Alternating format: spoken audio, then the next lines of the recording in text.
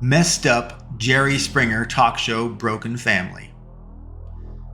My mother's parents were devout Catholics, firm in their beliefs, and made sure everyone understood how important it was to believe. She shared once that as a little girl, she would gallop on the hillsides, imagining she was a horse, carefree, running about without her mother demanding that she be quiet, do as she was told, and sit still in the presence of her father. My mother said that her mother was a controlling traditional Irish Catholic woman that my mother felt she had to rebel against, even if in her limited way. My mother's sister, Sky, married a man named Knight, so her family became known as the Knights. She had 2 daughters herself, Margie and Sharon. She followed the proper life course of a Catholic girl per her mother. Sky could not remain, however, so behaved and stifled beyond a decade or so as she discovered that she liked women as well as men sexually. She pushed to have threesomes where her husband Graham could participate as much as he desired. He went along with it, but found the experiences were more about Sky than about him or them. Sky and Graham eventually would divorce, and Graham took the children after Sky said she did not want anything to do with them. She estranged her children, Margie and Sharon, as she abandoned them along with her husband. She abandoned her parents and even her sister, my mother. She rejected everything of her history and background. She ranted that she needed to restart her life as a full and exclusive lesbian and have no hetero ties that held her back. Sky was messed up and supremely selfish. I saw the emotional harm and lifelong injury Sky inflicted on her daughters, Sharon and Margie, and Graham. I learned parenthood does not inherently mean love or support. Sky's husband, Graham, always seemed to me to be also gay. I thought he was homosexual, at least to some level. But I didn't care. No one did. He was the father, the husband. But apparently, all of that doesn't fit in society back then. Maybe it doesn't fit now. Regardless, Sky was broken, Graham became broken, Sharon and Margie became broken, all because Sky was selfish. Margie was typical without any emotional or societal issues, which was honestly remarkable given her childhood. She married a sanitation engineer, aka a garbage collector. Margie was said to be pragmatic and straightforward, perhaps overly simple. She avoided relatives and the drama that they would bring into her life. She made that sacrifice gladly so that she could have her own life and not look back. I never heard much at all about her or from her. She, in truth, may have been the smartest person in our family tree than anyone by staying clear of everyone. Sharon, on the other hand, was the talk of everyone. She joined a cult in Oregon State and was not heard from for years afterwards.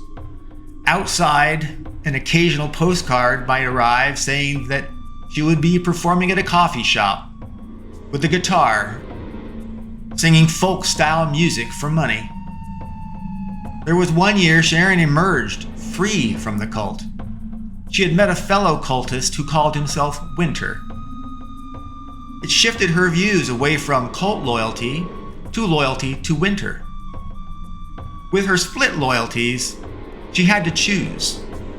Should she choose the cult and its leader, or her newfound man, a soon-to-be ex-cultist?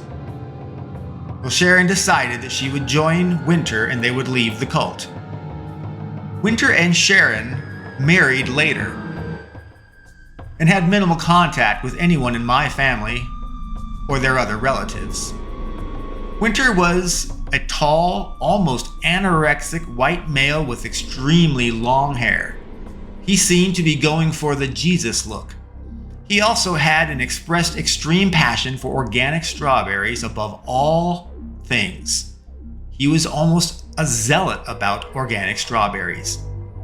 During a rare visit by Sharon with Winter, we went to a Denny's restaurant as an extended family. Winter went on and on and on about how great organic strawberries were, but how Denny's strawberries were terrible. So terrible they should not be allowed to serve them at all to anyone in the entire world, he declared. An odd cat was Winter. I did not like him either. He was creepy. I was incredibly young, but was told most Friday and Saturday nights to go into my room and not come out until morning. But I could have some cookies before consigning myself to my hideaway. My mother needed no children present when she hosted a local Parents Without Partners, or PWP as they would refer it. It was a meet and greet and support group for, you got it, parents without partners. My mother was intensely desperate to find a man that she offered to host PWP pretty much every single weekend. Hosting PWP involved getting a big coffee maker, having disposable coffee cups available, and offer a snack like cookies or, very rarely, donuts or a pizza. We kids loved the snacks before heading off away from the group meeting. It looked so boring anyway, and sometimes people even cried. It was not seemingly a fun thing to be involved with. Eventually, my mother would meet through PWP Sam Schulenberg, an ex-Navy midshipman that was fundamentally a good, heavy-set, entirely ordinary man. Sam intended well, and he made mistakes, like most people do. Sam and my mother hit it off quickly and forged a relationship. Sam owned a condo in Sunnyvale that he sold in conjunction to securing a Navy Veterans Administration loan, or a VA loan, to buy a house with my mother in an unincorporated area named San Martin. We'll talk more on that later. Unincorporated areas and counties were formerly where there was no city, and so there was no mayor, no city council, no police department. They relied entirely on county services. Things like sheriffs and deputies and maybe a fire department if they're lucky. Sam was remarkably loyal to my mother, even if a bit competitive with me, strangely, for her attention. Although I never really saw Sam as a father or mentor, I respected his integrity and his sincere desire to at least try to be good. Sam's only real sin that I knew of was that he loved toys. And so he spent every last free amount of money or cent, if you could call it free, on every frivolous thing or brand name that he could come up with. It didn't matter whether a brand had no additional features. He just felt he should only have the best. And he always had to have whatever it was he wanted. He couldn't save, he couldn't wait. He had no willpower.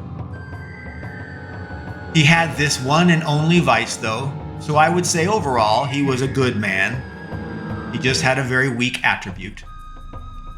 Sam had a daughter, Jolene, who was my new stepsister.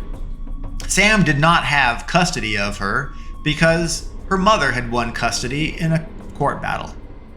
Jolene's mother, nicknamed the Zero by Sam after a World War II dogfight pilot, and because her value to him was zero, was because he felt she was a horrible mother. The Zero, while Jolene lived with her, decided Jolene was fat, and so she put locks on the cabinets and on the refrigerator doors, and would eat freely in front of Jolene, but insisted that Jolene must get thinner or she would not be allowed to eat what she wanted.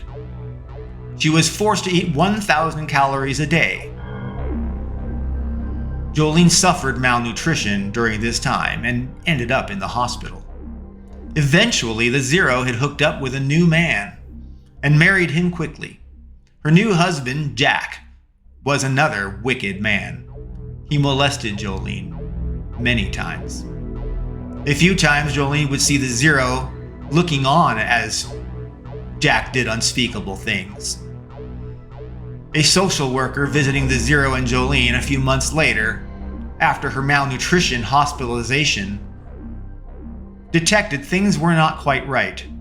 She saw the latches but no locks that they had removed from the cabinets and the refrigerator. During a private interview with Jolene, she broke into tears, and the social worker discovered the molestation and abuses. Jolene was immediately taken from the Zero and taken to foster care. The molesting husband was prosecuted along with the Zero, but the damage physically and psychologically to Jolene had been done. It took years for Sam to regain custody of Jolene. She bounced between foster care home to foster care home. She suffered all sorts of abuses in the system: neglect, malnutrition, spankings with open hands and belts, direct and indirect insults, oppression. Child Protective Services, CPS as they would call themselves, is slow and very inefficient. The Zero had claimed in their original divorce that Sam was a neglectful father and had a violent streak from his time in the Navy. Neither was true, by any stretch of any imagination. Anyone who knew Sam would know that could not be true. He was calm, generally could not be riled. I think there were maybe 2 or 3 times where he lost his cool. Well, eventually Sam was able to demonstrate that he had a safe and stable home environment, such that he was at least better than a foster care home for his own daughter. Jolene moved in with us after we had recently moved to San Martin, California. I was in 2nd grade, almost 3rd grade. It was a new time.